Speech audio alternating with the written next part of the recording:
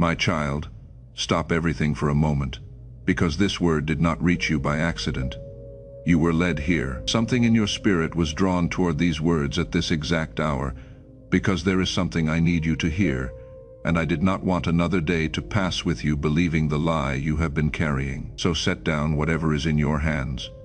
Quiet the noise around you, and let me speak to the tender, tired place in you that almost no one else has been allowed to see. Stay with me all the way to the end, because by the time these words are finished, I want something that has been bent low in you to stand up straight again.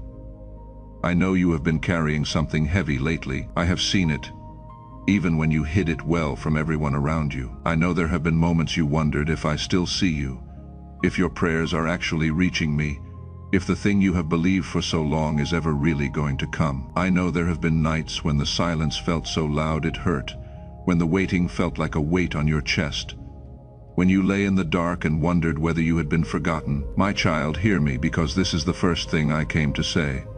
The silence you have been living in is not the silence of abandonment. It is the silence of preparation.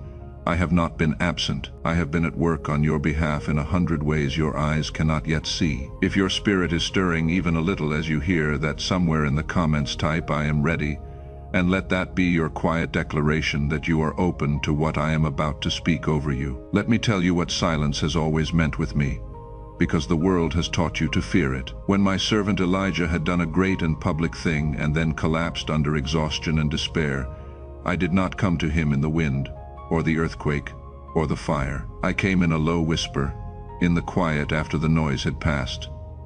When I anointed a shepherd boy to be a king, I did not put him on the throne the next morning. I sent him back to the sheep, and then into caves, into years of hiding, into a long silence where the promise seemed to move further away instead of closer. The silence was not me forgetting him. It was me forming him, and that is what this stretch of quiet has been for you, my child.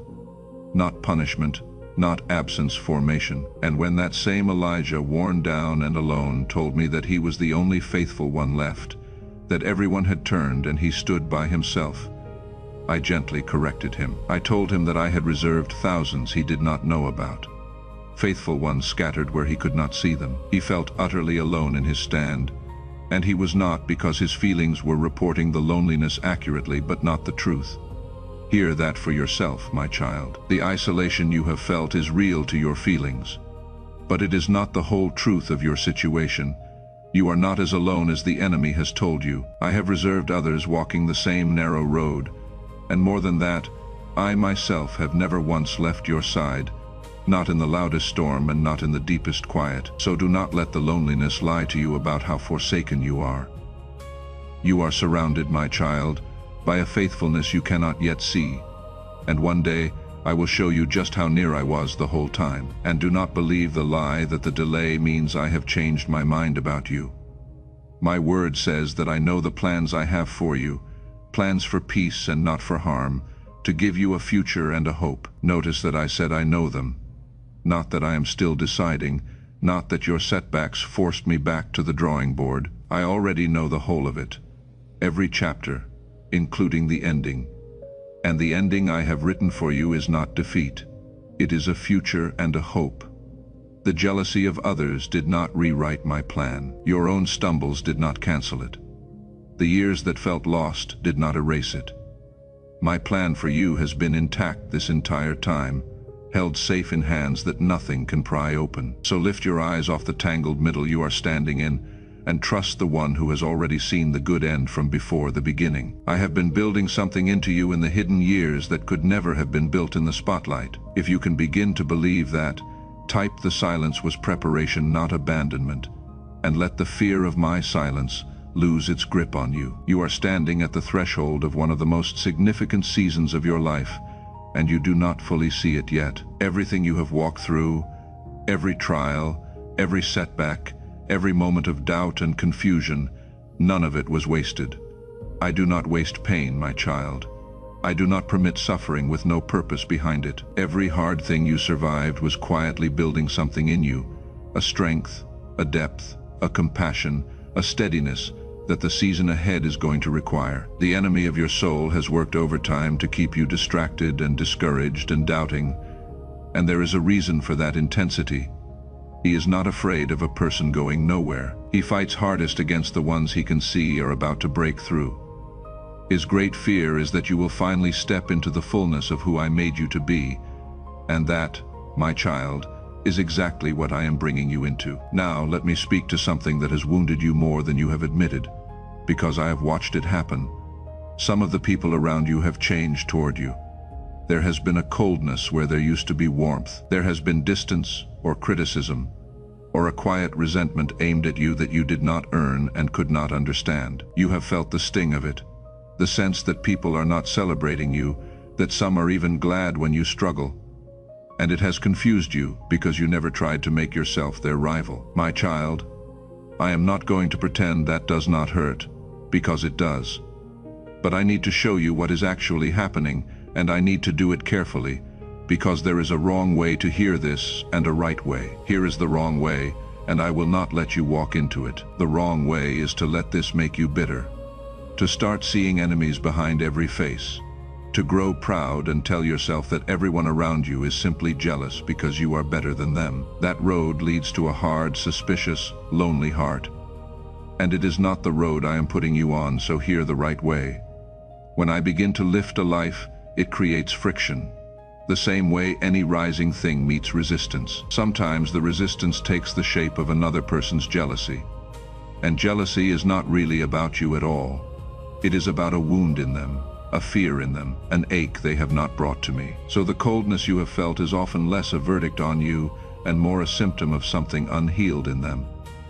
That truth is meant to do two things in you at once. It is meant to lift the false weight of thinking you did something wrong, and it is meant to fill you with compassion instead of contempt for the very ones who have been cold. If you can hold both of those together, type "I receive who you say I am," and let it dismantle the lie that their coldness defines your worth. And if you think that being envied means something is wrong with you, then look at my own son. When they handed him over to be condemned, the governor who questioned him could see plainly what was really happening. My word records that he knew they had handed Jesus over out of envy, not because of any wrong he had done, for there was none out of envy. The purest life that ever walked the earth drew the fiercest jealousy, precisely because the light in him exposed the darkness in them. He told his followers plainly that the world had hated him without a cause, and that if it hated him, they should not be shocked when it turned on them too. So do not let the coldness of others convince you that you must have earned it. Sometimes the cleaner your heart becomes, the more it unsettles the ones who have made peace with their own compromise. You are in the best of company, my child. The ones the world could not understand, the ones it envied and rejected, are very often the ones I had marked for something the world could not see. Being misunderstood is not proof that you are wrong. Sometimes it is the shadow that falls across a life that is standing in my light. Hear this promise over every scheme and every sharp word that has been aimed at you. My word declares that no weapon formed against you shall prosper, and that every tongue that rises against you in judgment you will show to be in the wrong. Read it carefully, my child, because I chose those words with precision. I did not promise that no weapon would ever be formed. Weapons will be formed, words will be spoken, plans will be made in rooms you are not in. What I promised is that they will not prosper. They will not accomplish what they were made to accomplish. They will not have the final say over your life. I let the weapon be formed, and then I strip it of its power, so that you learn not to fear the forming of it, because you have watched me again and again refuse to let it prosper. So when you hear that someone has spoken against you, do not spend your strength trying to answer every tongue. Bring it to me, and let me be the one who clears your name in due time, for I defend my children better than they could ever defend themselves. Think about Joseph, my child, because his story is your story wearing older clothes. He was loved by his father and given a dream, and his own brothers hated him for it. Their jealousy was so fierce that they threw him into a pit and then sold him into slavery and told his father he was dead. Think of the betrayal in that, not strangers, but his own blood. And it did not end there. He was falsely accused by a woman whose advances he refused, and thrown into a prison for a crime he did not commit, and forgotten there by a man he had helped for years. From the outside, his life looked like a series of injustices with no rescue coming. But I was in every single one of those moments, my child. I was in the pit. I was in the slave caravan. I was in the prison cell. I was using the very jealousy that was meant to destroy him to position him, step by hidden step, for a palace and a purpose that would one day save nations, including the lives of the brothers who betrayed him. What they meant for evil, I meant for good. And I am writing that same sentence over your life right now. And Joseph is not the only one, my child. Think of Daniel, a man so excellent in spirit that the ones around him could not stand it. They were not merely indifferent to him. They studied his life looking for a flaw to use against him, and when they could find none, they built a trap out of the very thing that made him faithful, his prayer, and they had him thrown to the lions for it. Pure jealousy dressed up as law. But hear what I did in that den, my child. I shut the mouths of the lions. I let him lie down among the very things that were meant to devour him. And in the morning he walked out without a scratch, while the whole kingdom watched. The ones who plotted against him did not stop me. They only gave me a larger stage to show my faithfulness on. That is what the schemes against you have been doing all along. They think they are digging your grave, and they are only building the platform from which I will vindicate you. You do not have to defend yourself against every plot. You only have to keep praying by your open window, faithful and unbothered, and let me shut the mouths that were opened against you. Think of Esther as well, and of a man named Mordecai, who would not bow to a proud official's ego. That official, consumed with jealousy and offense, built a gallows and schemed to destroy not only Mordecai but his entire people.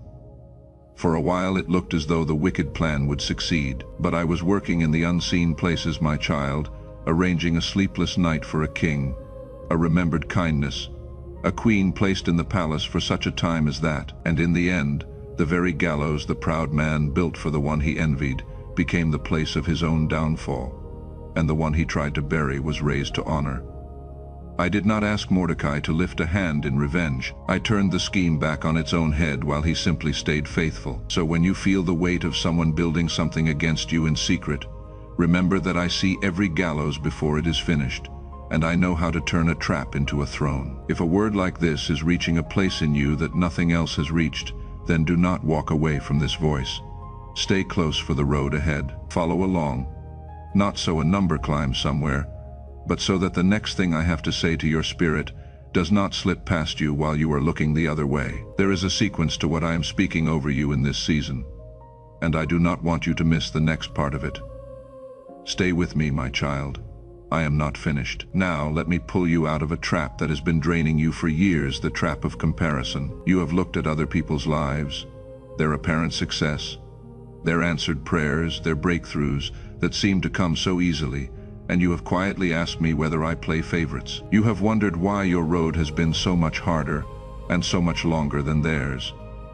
My child, I need you to understand something that will set you free if you let it. Your journey was never supposed to look like anyone else's. I did not make you to be a second copy of another person. I made you an original with an assignment no one else on this earth can carry.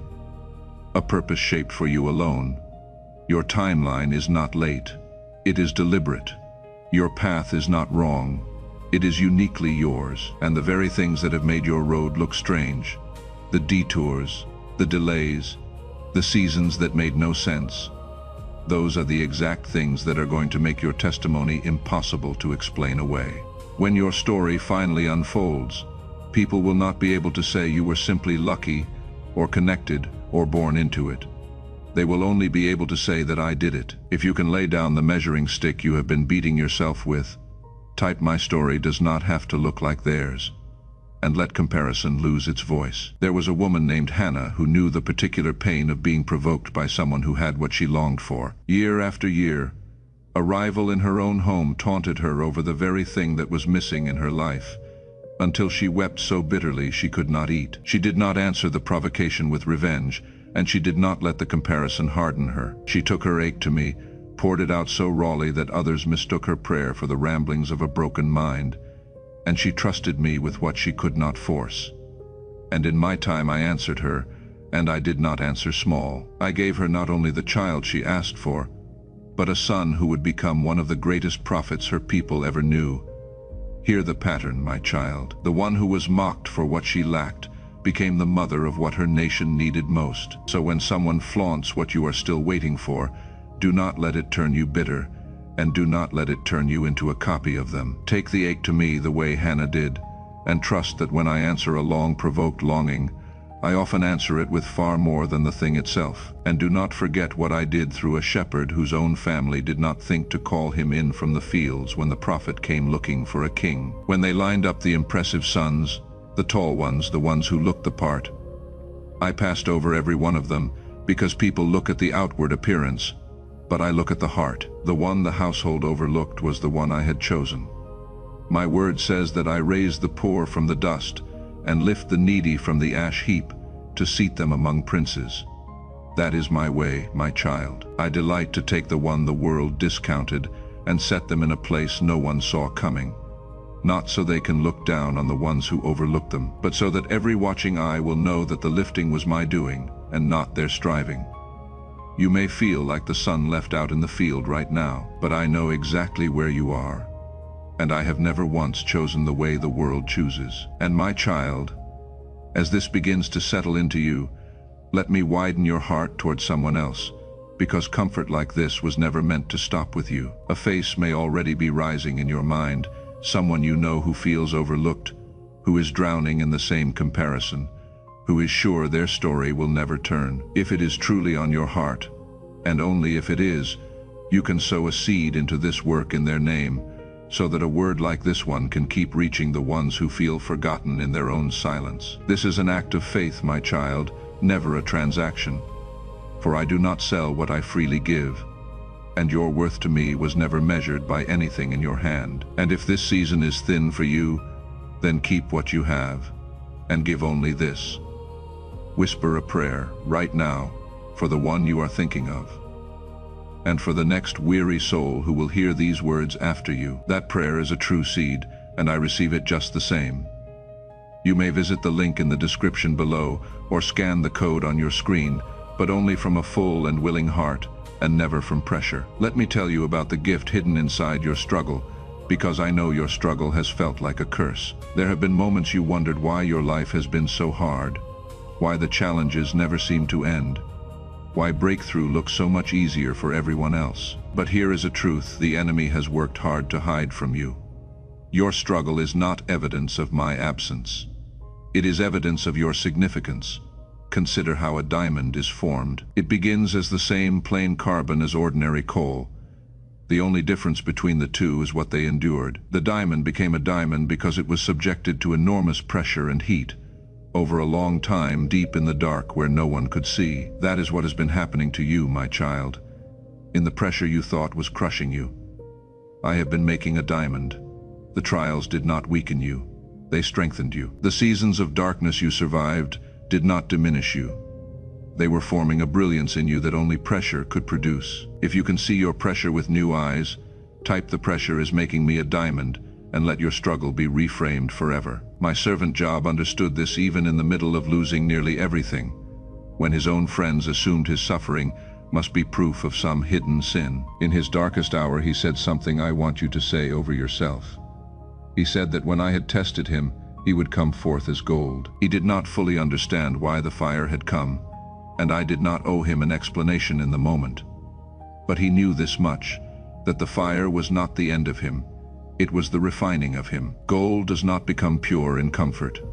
It is placed in the furnace not to be destroyed, but so that everything that is not gold rises to the surface and can be lifted away. And the refiner does not walk off and leave the gold in the fire. He sits beside it, watching, and he knows it is finished at the exact moment he can see his own reflection in it. That is what I have been doing in your long trial, my child. I am not punishing you, and I am not distracted.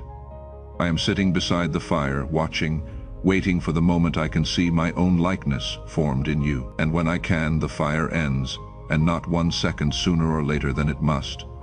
You are not being consumed, you are being purified. And what comes out the other side of this will carry a value that comfort could never have produced. Let me speak to the one who has felt unloved as well as unseen, because sometimes the coldness comes from the very ones who were supposed to love you most. Think of Leah, a woman who lived in the shadow of a more favored sister, who was married to a man whose heart was turned toward someone else.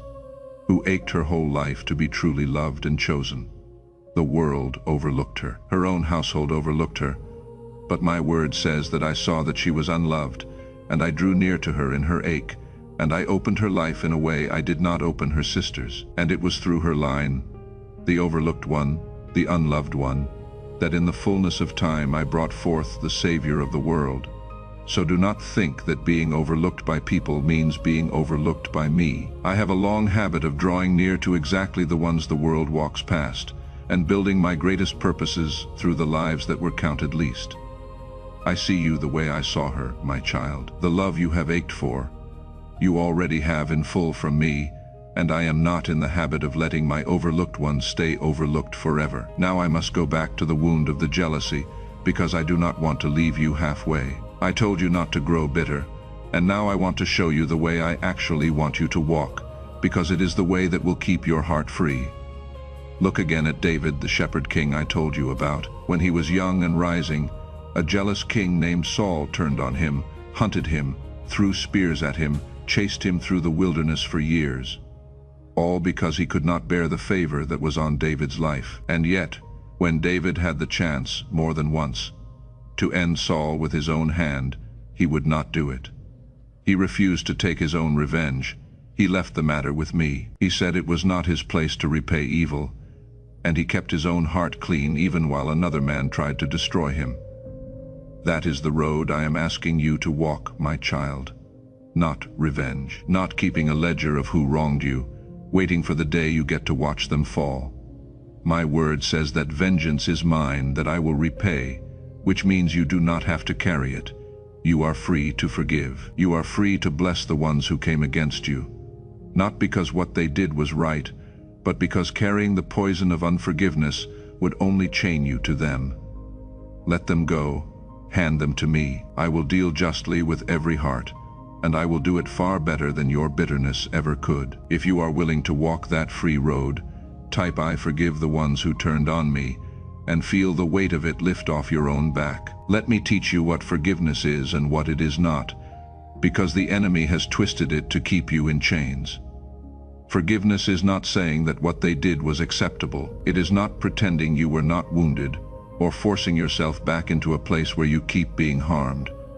It is not weakness, and it is not you losing. Forgiveness is you deciding that you will no longer drink the poison and wait for the other person to die. It is you handing the debt they owe you over to me, the only judge who can settle it rightly, and refusing to let their offense keep renting space in your heart. My word tells you not to repay anyone evil for evil, but to leave room for my justice, because vengeance is mine and I will repay. It even says that when you refuse revenge and instead show kindness to the one who wronged you, it is like heaping coals of fire on their head, which is my way of saying that nothing exposes and softens a hard heart like being met with a mercy it did not deserve. So do not waste your years plotting how they will finally get what is coming to them. Bless them, release them, and walk on. Your freedom is worth far more than your revenge, and I have never once failed to deal justly with every heart in the end. And let me settle the deepest fear underneath the forgiveness. The fear that if you do not defend yourself, no one will, and the wrong done to you will simply stand forever. My child, at the sea, when my people were trapped with an army closing in behind them, I told them through my servant to stand still and see my salvation, for I would fight for them, and they needed only to be still. Hear that. There are battles I am asking you to step out of, not because you do not matter, but because they are mine to fight, and I fight them far better than you can. When you take the battle into your own hands, you tie my hands because I will not compete with your striving. But when you step back and entrust it to me, you free me to move on your behalf in ways you could never arrange. So be still, my child, in the fight that has exhausted you. Let me be the one who contends with those who contend with you. Your stillness is not surrender. It is the highest form of trust, and it is where you will finally see me move. Even Moses, the one I spoke with face to face, was not spared this. His own brother and sister, the ones closest to him, grew jealous of the calling on his life and spoke against him behind his back. And Moses did not rise up to defend himself. My word says he was the humblest man on the earth, and he stayed silent and let me be his defender. So I came down and defended him myself, in front of the very ones who had spoken against him, and I made clear that the one they had criticized was the one I had chosen to trust with my whole house. Notice, my child, that Moses did not have to win that argument. He only had to stay humble and let me handle it, and I defended him more powerfully than he ever could have defended himself. This is the road I keep showing you, because it is the only road that keeps your heart free. Stay low, stay kind, do not answer every accusation, and let me be the one who stands up in the room and says, "This is my chosen one, and I will not have them spoken against." When I defend a life, no further defense is needed. And hear what I did with the very stone that the builders looked at and threw aside as useless. My word says that the stone the builders rejected became the cornerstone, the most important stone in the whole structure, and that this was my doing, and it is marvelous in our eyes. Think of what that means for you, my child. The builders, the ones who were supposed to know value, examined that stone and decided it did not belong, that it was not good enough, that it had no place in what they were building. And I took that very rejected stone and made it the one that everything else would rest upon. The rejection did not disqualify it. The rejection was the strange doorway to its exaltation. So when you have been looked over, passed by, judged as not enough by the very people who should have seen your worth, do not accept their verdict as final. They are not the final builder I am, and I have a long history of taking exactly the stone that was thrown away and setting it in the place of greatest honor, so that the ones who rejected it have to watch the whole building rest on what they discarded. Do not miss what I am doing, even in the way it feels right now. My word says that all things work together for good for those who love me and are called according to my purpose. Not that all things are good, for the betrayal was not good, and the jealousy was not good, and the cold years were not good in themselves, but that I work them together, weaving the broken pieces you would have thrown away into a whole that could not have existed without them. The very jealousy that came against you, the very rejection that wounded you, the very delay that tested you, I am weaving all of it into a testimony so complete that one day you will not be able to imagine your story without the chapters that hurt the most. Nothing is wasted in my hands, my child. Not one tear, not one betrayal, not one lonely year. I am the God who makes even the opposition serve the outcome. Hear this next part clearly, because it will change why you fight. The breakthrough I am bringing you is not only for you, it is for everyone I have assigned to your life. It is for the people waiting on the other side of your obedience. It is for the lives that will be changed by your testimony. It is for the family members and the strangers and the generations who will be blessed because you chose to keep going when everything in you wanted to quit. You are not only fighting for yourself, my child, you are fighting for people who do not even know your name yet, whose whole lives will shift because you did not give up. This is the real reason the enemy has fought you so hard. He knows that when you break through, it will not be a single life that changes. It will be a ripple that touches hundreds, and through them thousands. Your rising is not a selfish thing. It is a doorway for others. If you can carry that, type "My breakthrough is for others too," and let it give your endurance a bigger reason. So let me tell you how to carry the mistreatment while you wait for the vindication, because my son gave you words for exactly this. He said that when you are insulted and rejected and lied about because of your walk with me, you are not to sink under it, but to rejoice and even leap for joy, because your reward in heaven is great, and because that is exactly how they treated the prophets who came before you. Hear what he was telling you, my child. The mistreatment does not put you outside the line of the faithful. It puts you inside it. It places you in the same company as every righteous life that was ever envied and opposed for shining too brightly. I am not asking you to enjoy the wound. I am inviting you to lift your eyes above it, to a reward that is being stored up where no jealous hand can touch it. A reward that grows larger with every unkindness you endure without letting it turn you bitter. Nothing you suffer for walking with me is unseen, and nothing is unpaid. I keep a perfect record of every injustice done to my children, and I am both a just judge and a generous rewarder. What is being taken from you unfairly now, I will more than restore. And when the day of your rising comes, my child, and it is coming, I want your heart to be so free of bitterness that you can do what Joseph did when he finally stood before the brothers who had betrayed him. He wept, and he drew them close, and he told them not to be afraid, and he provided for them out of the very position their betrayal had unknowingly placed him in. He had every earthly right to revenge, and he chose mercy, because he had already made his peace with me in the pit and the prison, long before he reached the palace. That is what I am forming in you through this long season. Not just a breakthrough, but a heart big enough to hold the breakthrough without becoming proud or vengeful.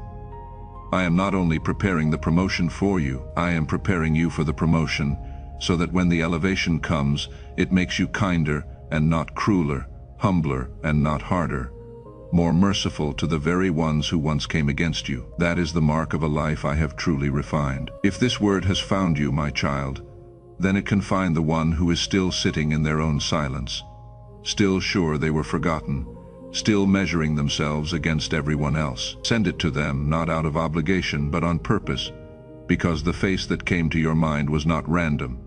They need what you just received, and you may be the one meant to carry it to them. Do not keep for yourself what was always meant to travel. So let me speak to who you actually are underneath everything the enemy has told you. You are not overlooked.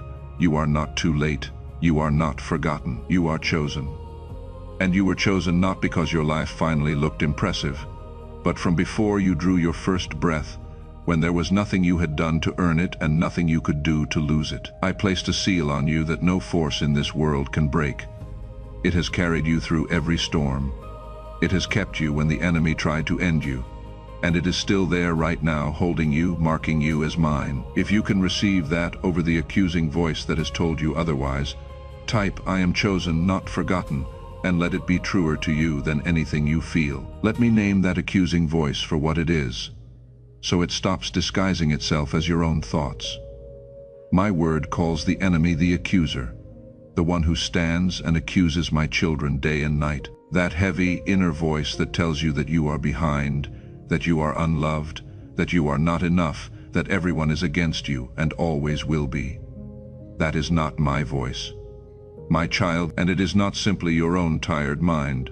Much of it is the accuser, working to keep you crushed and small and afraid to rise. And I want you to learn to tell the difference, because my voice and his voice pull in opposite directions. His accusation condemns you and leaves you hopeless and paralyzed. My conviction, when I correct you, always comes wrapped in hope and a way forward, because I correct the ones I love the way a good father does, to lift them, never to bury them. So when the voice that speaks to you leaves you feeling worthless and doomed, do not accept it as the truth about you. It is the accuser, and he is a liar from the beginning. Answer him the way my word teaches, not with your own strength, but with what I have said. For every accusation he brings is overcome by the blood of the Lamb and the word of your testimony. And here is the testimony I want rising in your mouth. What I have started in you, I do not abandon. My word promises that the one who began a good work in you will carry it on to completion. Read the confidence in that. My child, I am not a builder who lays a foundation and wanders off, leaving a half-finished thing exposed to the weather.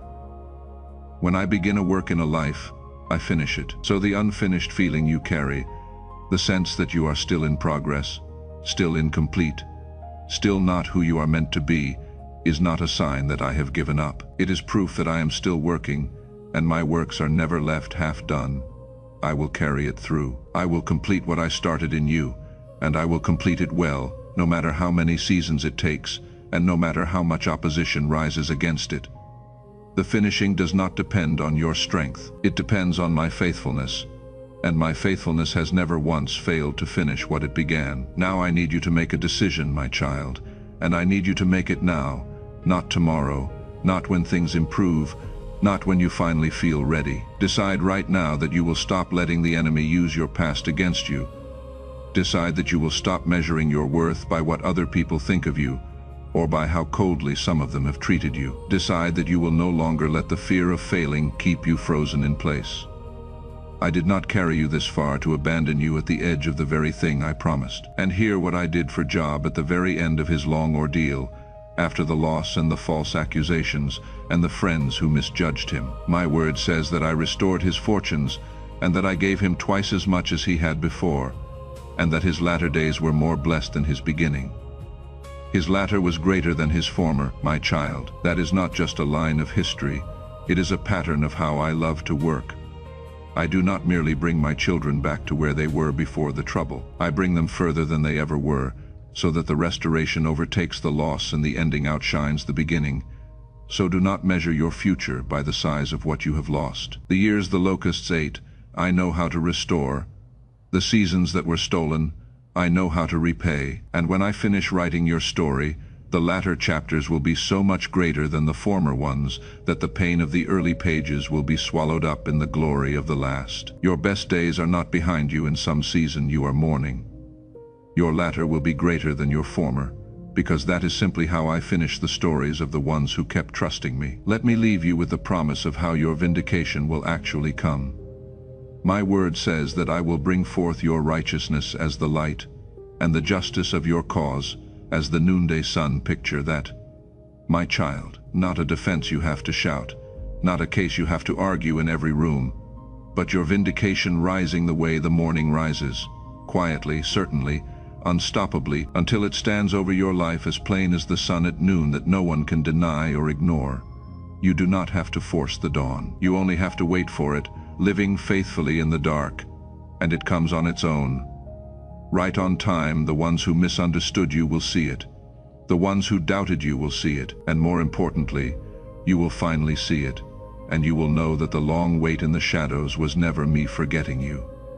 It was me preparing a vindication so bright that no jealous word could survive it. So hold on, my child, your noonday is coming, and it is nearer than you think. I did not invest all of this into your preparation only to leave you short of the finish line. I am not finished with you, and it is time you stopped being finished with yourself. The promise I made you still stands. The calling has not expired. The destiny I designed for you has not been handed to someone else. It is still yours. It was always yours. And the season for you to step into it is beginning now. And now, from the heart of this ministry, to the one still listening, hear one last word. If this message met you today, if it reached a place nothing else has reached, and you feel moved to help it find the next chosen one still sitting alone in the dark, you are welcome to sow a seed into this work. Think of the one whose face stayed with you through these words, and give in the honesty of your own heart, as a declaration of your faith, and never as a transaction, for I do not sell what I freely give. You may visit the link in the description below, or scan the code on your screen, but only if it is truly on your heart, and never from pressure or fear. For the one who keeps everything from a joyful heart pleases me every bit as much as the one who gives. And whether you give or you keep, the blessing over you today is exactly the same. So rise now, my child. Lift your head. The silence was never abandonment. It was preparation, and the preparation is nearly finished. The coldness of others was never a verdict on your worth, and you are free to forgive it and walk on unburdened. The pressure was never meant to crush you. It was making something in you shine, and the calling on your life has not moved an inch. So walk forward, not because you can see the whole path, but because I can, and I have already walked every step of it ahead of you. I am with you in every breath, every step, every decision, every door. You are never alone. You are never forgotten. You are chosen. If you believe it, type "I am rising" in your time, and go, my child, and rise.